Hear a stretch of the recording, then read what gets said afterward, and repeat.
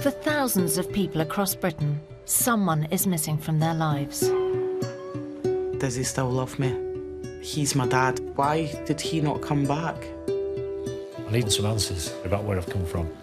I've wanted that every single day of my life.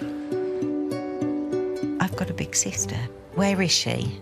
And why didn't I know about her? Finding someone when the trail's gone cold can feel like an impossible task. But that's where we step in. We found him. Wonderful. It's what we're about to do. Offering a last chance to people desperate for help. Oh! God. Oh. From DNA technology to painstaking detective work, we've travelled the world, uncovering family secrets and tracing people that no one else could find. John. Hi. Nicky. I've got the test results here, the DNA test.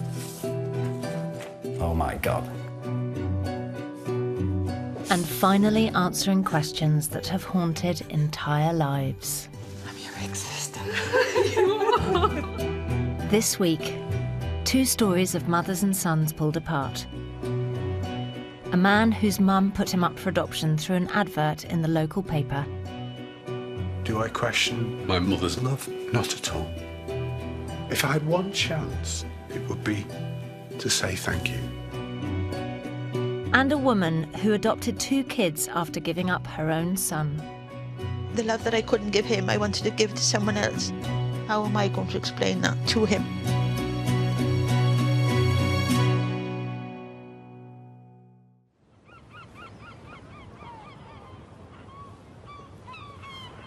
Our first search comes from Blackpool and a man Whose only connection to his birth mother are letters written more than 50 years ago.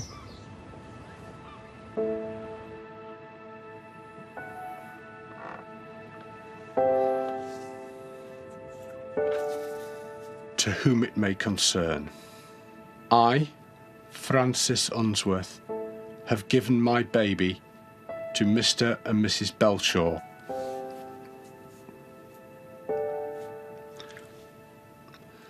I will not take or try to take him away from them or see him.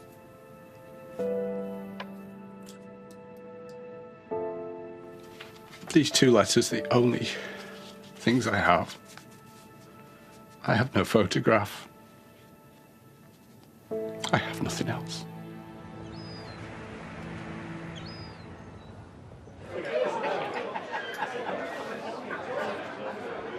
All right, come on. Whoa! 54-year-old environmental consultant Steve Belshaw lives in Blackpool, close to where he grew up with his adoptive parents. There was my mum and dad, my elder brother, Phil, and it was a very loving family.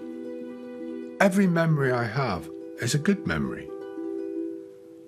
I think I was about 8 when my parents first told me I was adopted. I didn't quite understand the whole idea of adoption. It didn't seem to make any sense. To help him understand, Steve's parents gave him an envelope of letters. It was only then that Steve discovered that he'd been adopted through an advert in the local paper. This letter was written by my birth mother. Thank you for your reply to my advert. I have considered all my replies and have thought yours was very nice. My baby is not born yet, but is due at any time. I cannot explain my circumstances in a letter, but shall do when I call to see you. Yours sincerely, Miss Frances Unsworth. When Frances visited the Belshaws, she told them what had driven her to take the extraordinary step of advertising her baby in a newspaper. The story I was told was that she was 17 and she worked in a sweet factory making Blackpool rock. She was very much in love with my father and she became pregnant. Frances told the Belshaws that while she was pregnant, tragedy had struck. Steve's father had been killed in a motorbike accident. I cannot for one moment comprehend what that must have been like. To have lost her boyfriend, to have lost the father of her child. I can only see her world falling apart. Bereaved and alone, Frances made the decision to give her unborn baby up. Her advert allowed her to choose Steve's new parents herself. It is extremely unusual to advertise your unborn child, but I think it's an extraordinarily loving thing to do. And knowing that she'd gone to all that trouble to find the most suitable parent she possibly could find, to me speaks volumes about her character. Great stuff, thank you so much. Steve's adoptive dad, Bill, has never forgotten the day Frances came to meet them. I remember coming to the house when she was heavily pregnant at the time. Yeah. She wanted to know just where you were going. She was very strong-willed, like me. I must get it from somewhere, mustn't I? Can you remember what she looked like? She wasn't very tall. Blonde, dark hair? Dark, like mousy, mousy colour. Right, yeah. When she left, she seemed such a lonely soul. She did the best in the circumstances. Sure. Did you ever see her again? No. No? No. No.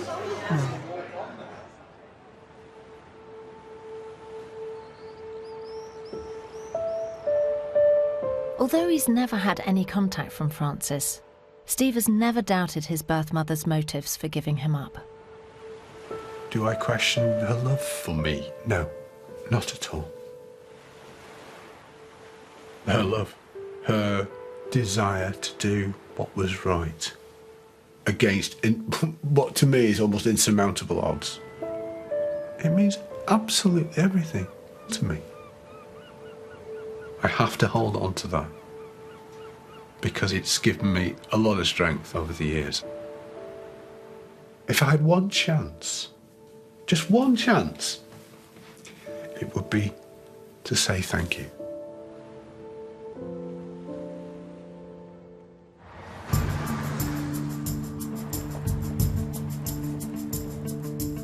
We started our search in Blackpool, the city where Frances gave Steve up for adoption. Now, Frances was young when she gave birth to Steve, just 18. She may have gone on to marry. So we searched the records and did find a marriage for Frances to Robert Hall in 1965. Using her married name, we searched again and discovered that Frances had died in 2004.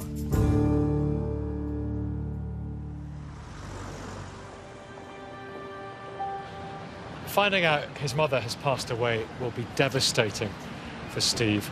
It's the news we dread discovering whenever we take on a search. Our last hope was to find another relative who could give Steve the connection to his mother that he's longed for. Frances's death certificate contained a key piece of information. The informant was a Robert Hall, Frances's son and Steve's half-brother. So we searched for him. And that is when we discovered something extraordinary. We found Robert living not only in Blackpool, but just 1 mile away from Steve.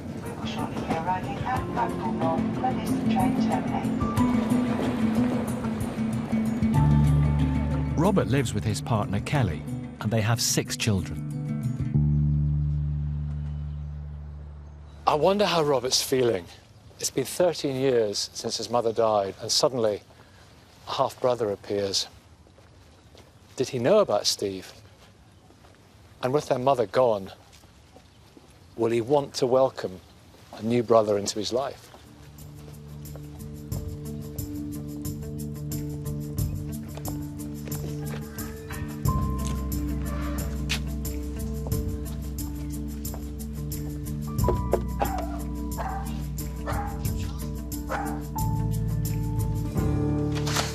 Robert. Hi. Vicky. Pleased to meet you. You too. You too. Thanks very much. How do you feel about this? Excited? Did you know you had a brother? Well, I kind of knew when I was probably about 9, 10. My mum had mentioned that she'd had a baby and had him adopted. I kind of just put it to the back of my mind and thought nothing of it. But I was only a kid. Your mum put an advert in the newspaper saying, I have a baby, I'm putting up for adoption. I'm looking for loving parents who look after him. Yeah, that's mad, that. I did not know any of that. Here we go.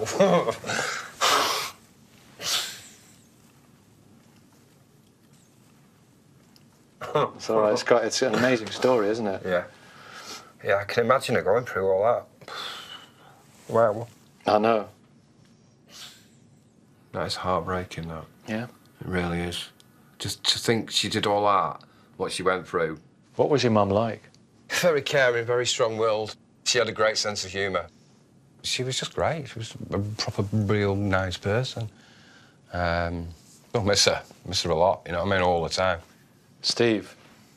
Yeah, Steve, wow. He feels such a connection to your mum, to his mum. Yeah. Because of the lengths she went to make sure everything was going to be all right for him.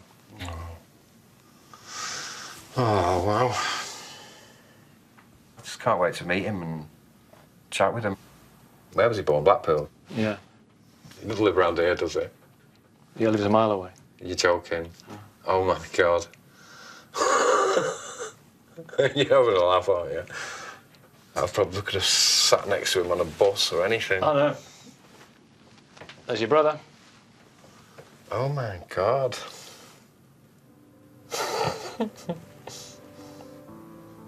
Oh. Oh, my God, my big brother. I wish Mum was still here. She'd love all this now. Yeah, I can't wait. I can't wait.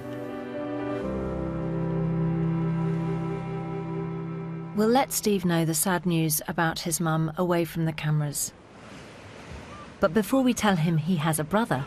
Our second search comes from Swansea, and a woman desperate for her son to understand the choices she had to make.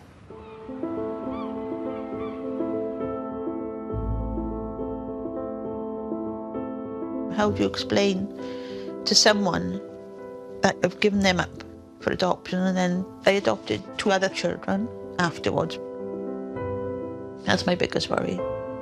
Or if he doesn't understand why he couldn't have that love, but they could.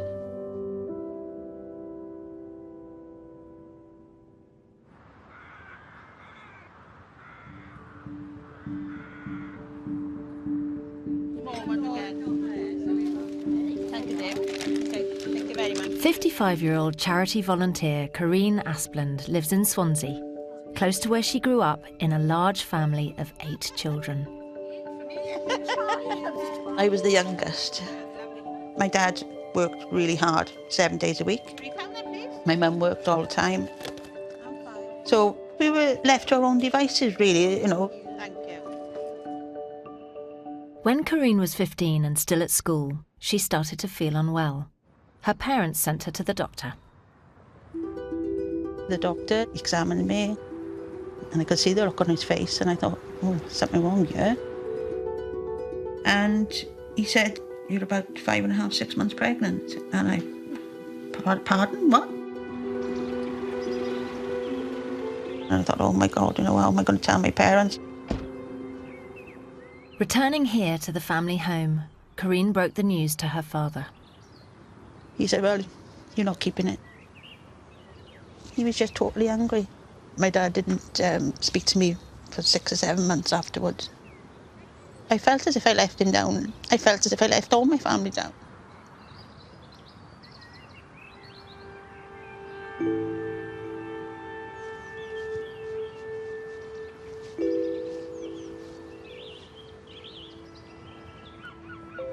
Corinne gave birth to a baby boy in March 1978. She named him Mark. They put him in a little crib, and I could see his little face through the glass. And he was absolutely beautiful, perfect in every way.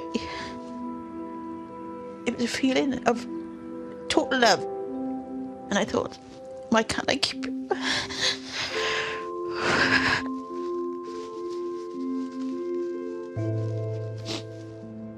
My dad came in. I said, please look at him.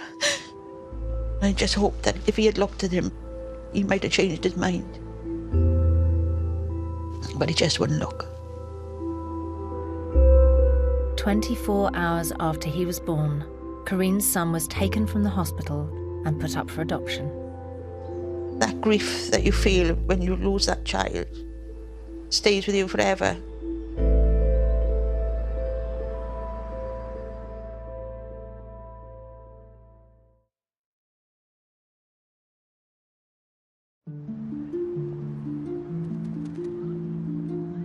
Kareen Asplund was just 15 when she had to give her son Mark up for adoption.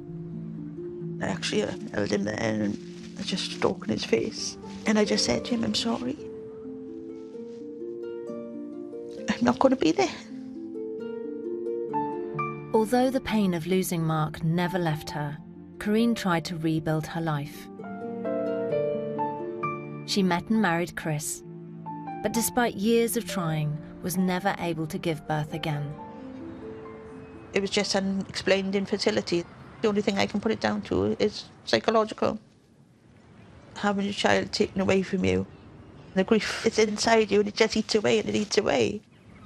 And my body just shut down.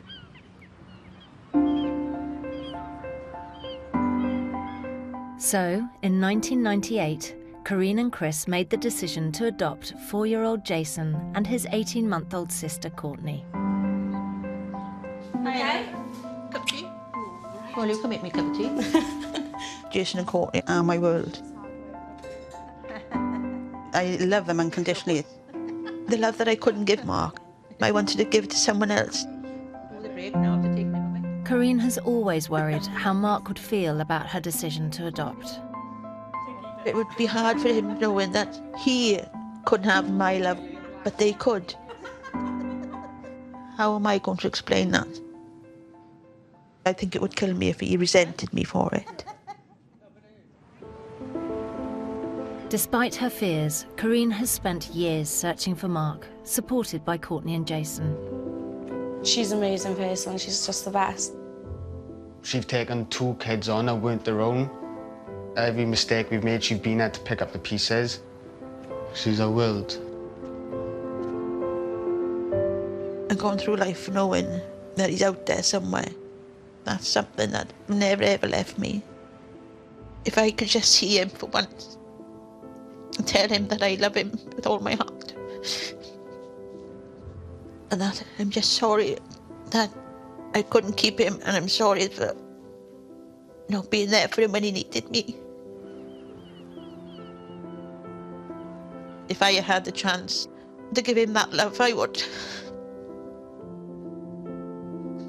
So I want to make things right.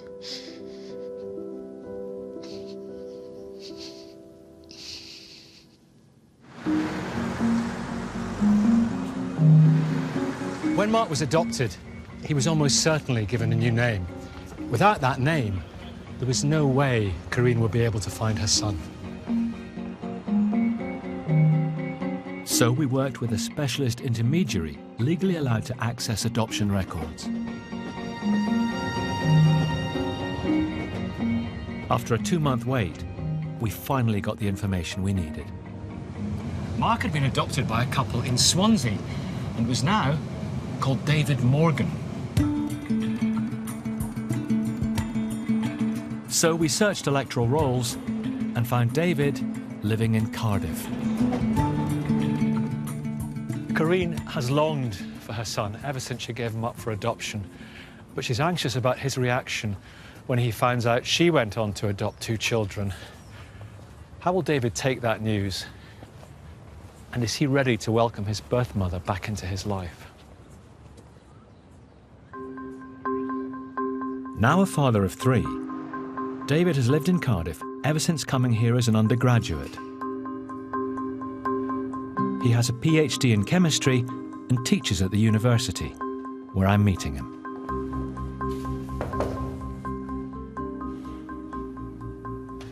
Hello. Hi. Nicky, how are you? Good. Come on in. Take a seat. What was your initial reaction when you found out that your birth mother was looking for you?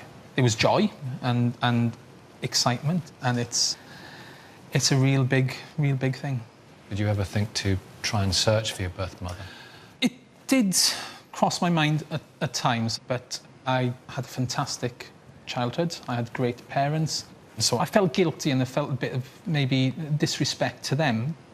But I always wondered things, and I've always wanted her to know that no matter what happened, and for whatever reason things happened, I turned out good. I've got lots to tell you. Corinne was 15, and from the moment that she found out she was pregnant, her father made it clear that there was no way they were going to keep the baby. I can't begin to imagine how she felt. I just hate the thought of all that emotional pain and everything else that she would have had. Did she manage to go on and have a good life? Well, she married Chris, and she's been with Chris for 30 years. Good. But she wasn't able to have any more children. That hurts. That's a big thing. She went on to adopt 2 children. Oh. Yeah, I'm happy for her.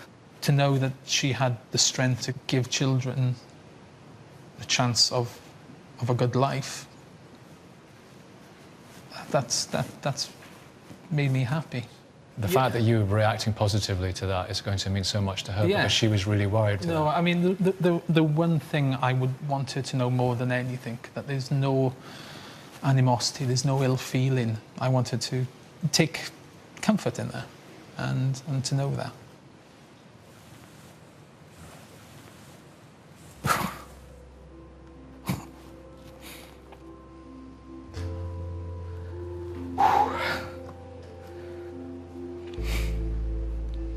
I can see similarities there.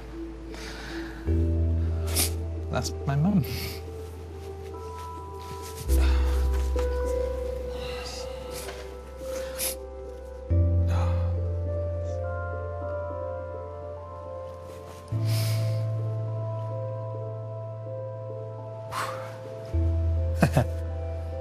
I'm just so glad I can meet her.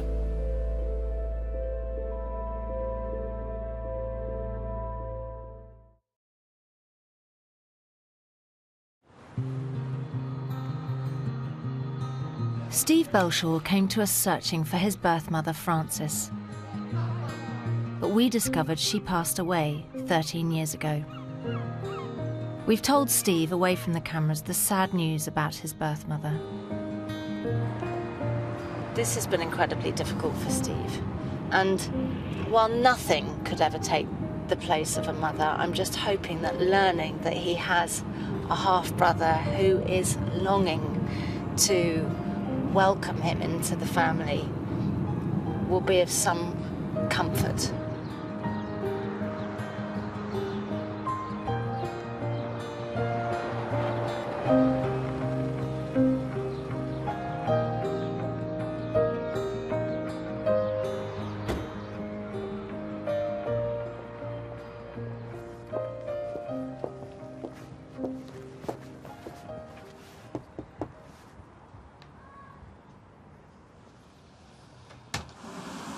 Hi. How are you doing? Come on in. Thank you. Thanks so much for seeing me. I'm so sorry that we couldn't have brought you better news. I did realise that her no longer being with us was a possibility, but it was a shock. It's so difficult, but we did want to bring you something. Gosh.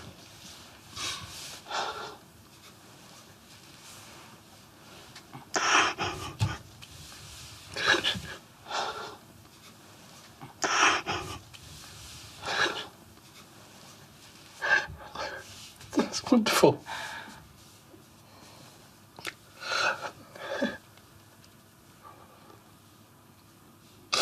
I've waited so many years to see this.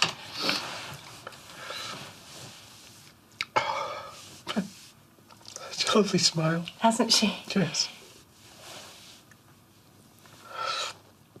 Can you see a resemblance? I can. Do you know where we got it? I have no idea.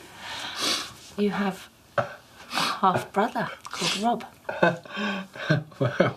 He's 49. Gosh. He's your little brother. I've never had a little brother before.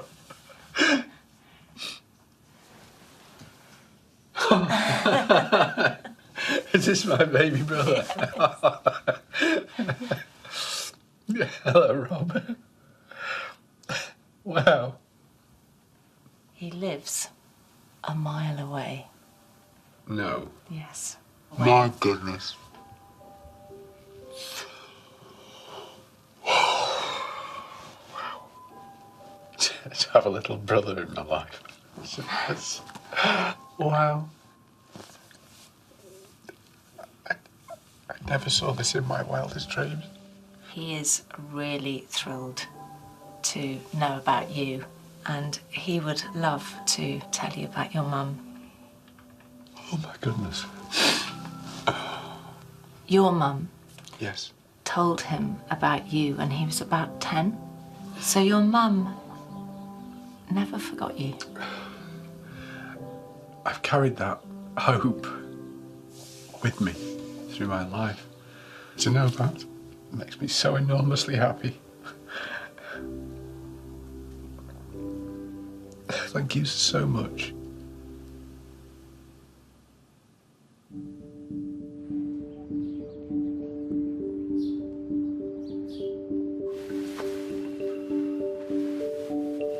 Today, Steve will meet his brother Rob for the first time. I'm feeling both excited and a little nervous, to be honest. But I'm so looking forward to meeting Rob and the family. Okay, we'll be 2 minutes.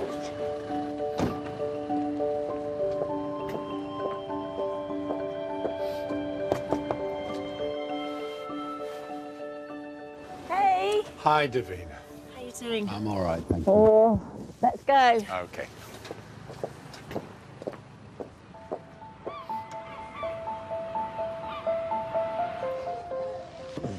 See ya. Thank you. Bye, study. Bye. Bye-bye.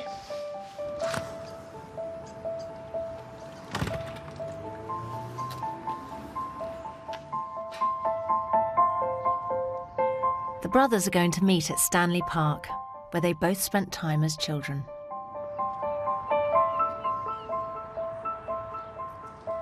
Hey! How you doing? All right, how you doing? I'm all right, I'm all right. You ready? Yeah, yeah. Why is this park important? My mum used to bring us here all the time when we were younger. During the summer, it'd be every Sunday. We'd come and have a picnic here. So, great memories. Yeah. You must be thinking about your mum a lot right now. Is there a sense in which this is for her? If she'd still been alive today, she would have loved it. Definitely. Oh, good luck. Thank you. Hey.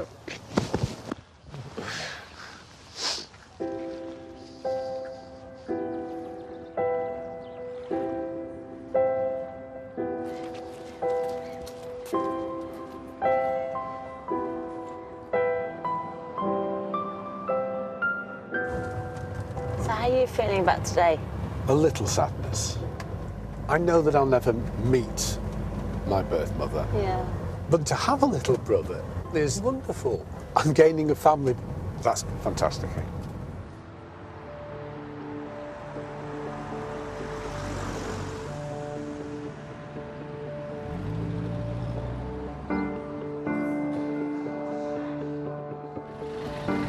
Thank you.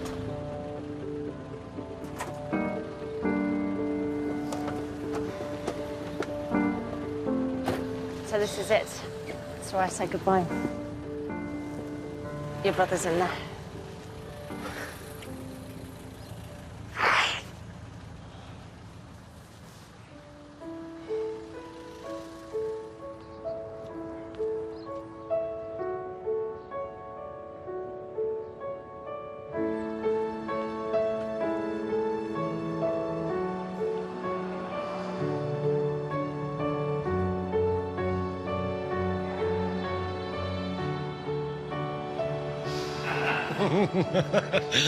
Oh, my God. Oh. Oh, this is weird, isn't it? Just a little bit. Oh, wow. Oh, I'm all right, mate. Oh, wow. So you feeling all right? I'm all right. Yeah, good. Awesome, lad. Yeah. Absolutely awesome. I can't believe it.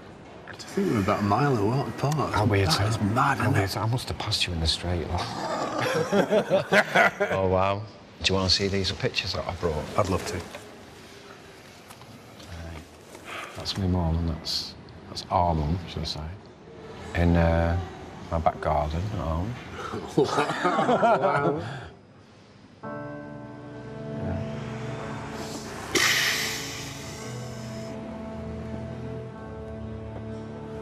She always said to me that your dad was the love of her life. And when he died and that, it just destroyed her. Yeah. What she did back then was for the absolute best. Yeah. For me and for her. Mm. Oh, I'm glad you think that. Oh, without a shot, I never thought never, ever thought any different. Yeah. Got so much to catch up on. 50 years worth. I'm happy for myself, but I think I'm more happy for Steve. Just seeing the look in his eye when he was looking at the pictures of my mum and hearing some of the things I was saying to him. It's like something he's probably wanted to hear all his life. She was lovely, proper nice. Yeah. Meeting Rob has allowed me to feel a little closer to my birth mother. He's got so many memories to share. He's 89. All of that will help to build a much clearer picture of the kind of person she was. She would love this, yeah. It's not every day you get to meet a big brother. I hope we could be friends as well as brothers. I think we will be. Oh, my God. Yeah, it's brilliant. That's the family. Oh, you've got loads of nephews and nieces. Everyone wants to meet, yeah. We share a very, very similar sense of humour, very similar outlook on life. It's very natural. That's a great place to start from. It's amazing, isn't it? I look forward to the future. Get used to Uncle Steve. Get used to having a little bro. I'm really looking forward to the relationship with Rob and the family. How are you? I'm great. Lovely to meet you. Tallulah? That's my niece. Tallulah, you all right? Very much looking forward to seeing the relationship develop.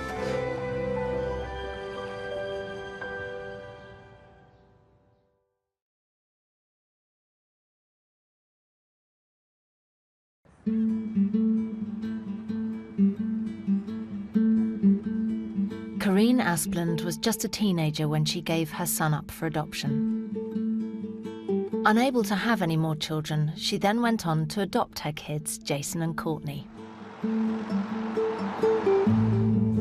Karine's been torn between longing to find her son and fearing that he might reject her. And I'm so pleased to be able to tell her that we found him. And he can't wait to meet her.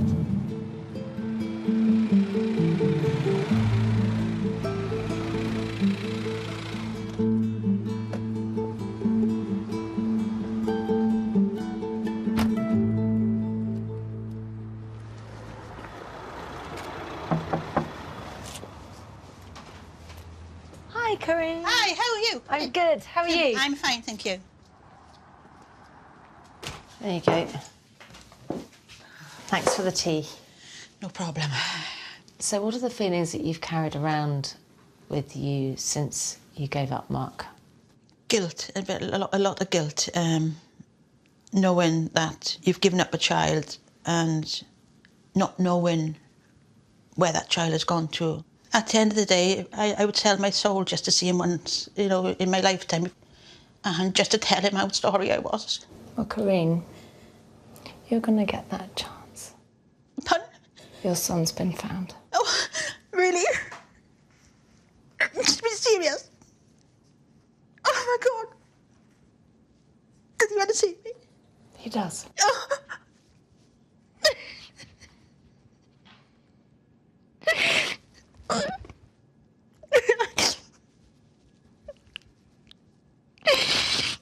Oh, I can't believe it. Oh, And is he okay? Has he got family? He's really good. He's had a good life. Oh, fantastic. That's all I wanted. I'm so glad. He's called David. David? Yes. Oh. And he's been with his partner for 18 years. Oh, fab. And they've got 3 kids. 3? Oh. Oh, my God. I can't take any more. And he's done so well in life. Glad. I'm glad. He's got a PhD. No way. Yes. Oh, my word.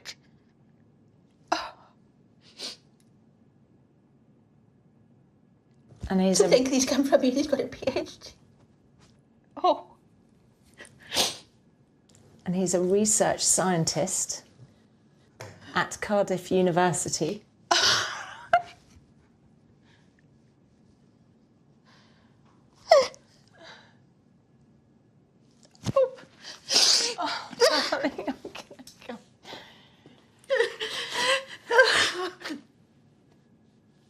Oh, God. I thank the Lord. Thank the Lord. Oh. He was really moved when he heard that you couldn't go on to have any biological children, and thinks it's amazing that you've given 2 people a home just like he had. He thinks it's fantastic. That is a total relief. I can't say how much this means to me, because to think he hasn't, held any grudges is amazing. Does he look like... Do you want to see a picture?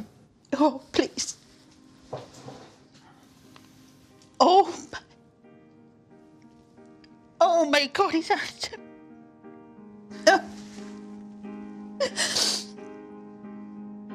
Oh my God. He does look like me in some way. He does really look like you. Yeah. Oh, he's stunning. Absolutely stunning.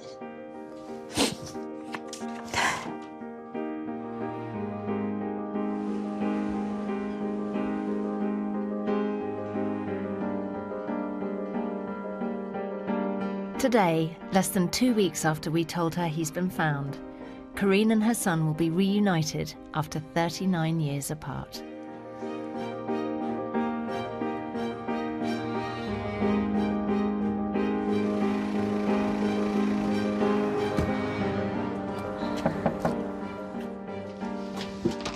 Hi, Davina. How are you? All right? You ready? I'm ready. Okay, let's go. I'm ready. Let's go.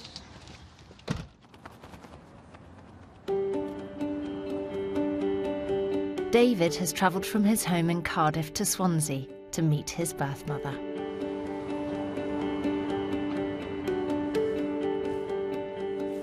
Hey. So, are you ready? I'm ready. Let's go. Thank you.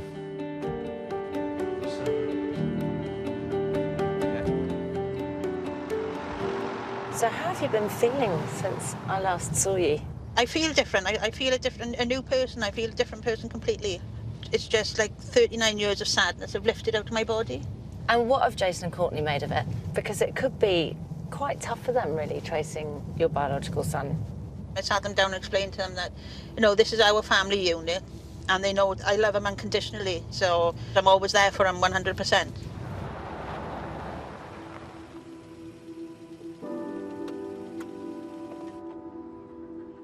Thank you. So this is where I say goodbye. Thank you. And David's going to meet you in there.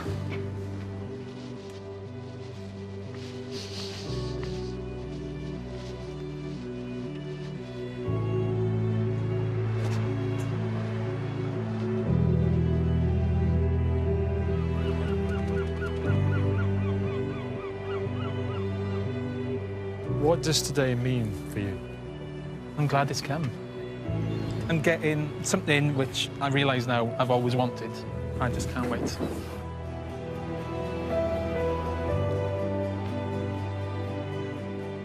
This is it. Good luck. Thank you.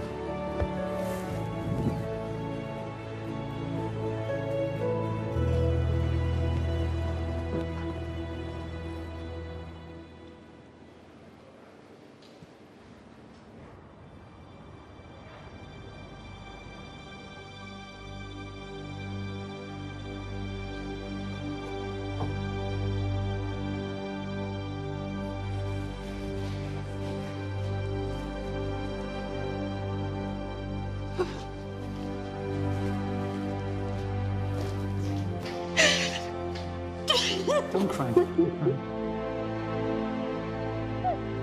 I'm so sorry. It's okay.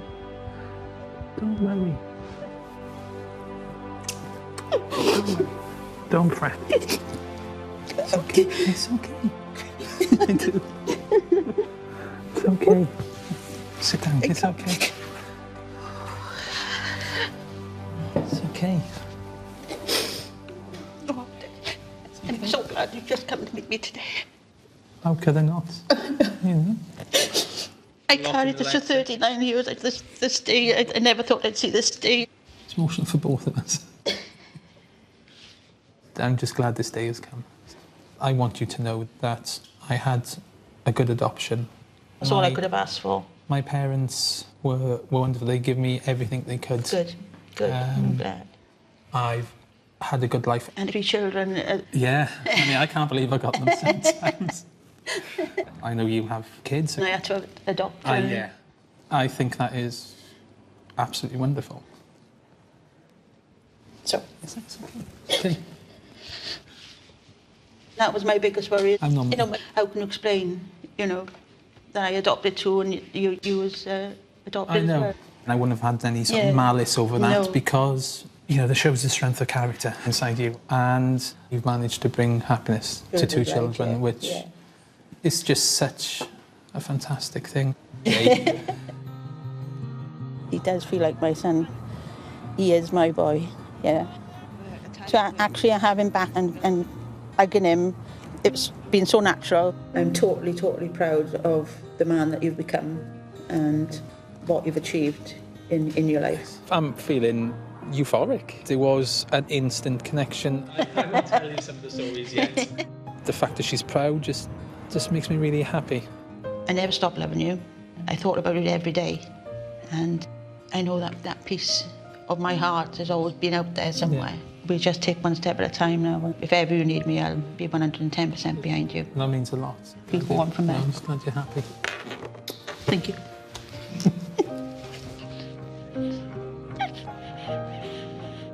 At least those are tears of joy. Yeah, the sadness is gone. The sadness is gone. It's just these are happy tears. I can put all the ghosts of the past to rest. I feel so elated that honestly I just feel like jumping in there. My hands in the air, splashing about. I just feel whole again. And that says it all.